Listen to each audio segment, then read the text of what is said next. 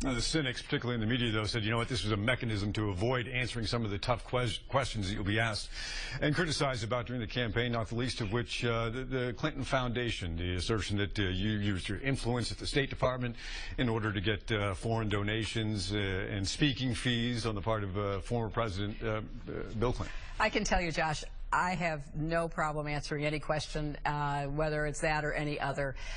You know, there's just no basis for that, obviously. We are proud of the work of the foundation. I think what my husband invented with the Clinton Foundation, the work it's done, saving lives around the world from HIV/AIDS, helping young kids in America get more fit, increasing food production on small farms in Africa, and so much more, merits the support of people around the world, and that's who has been coming forward to donate, as they do to any philanthropy. I think part of the interesting twist to this is most foundations, charities do not publish all of their contributors. The Clinton Foundation does.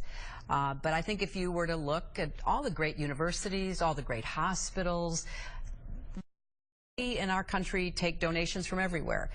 And there was certainly nothing about the work of the foundation that in any way was used to influence any decision I made at the State Department. I made those decisions based on what our policies were as I was fulfilling them on behalf of President Obama and what was in the interest and the security and in accordance with the values of our country. Would you agree, though, that there's an appearance of a conflict, though? One example being Uranium, the Canadian company, sold to Russia, something that required your approval as well.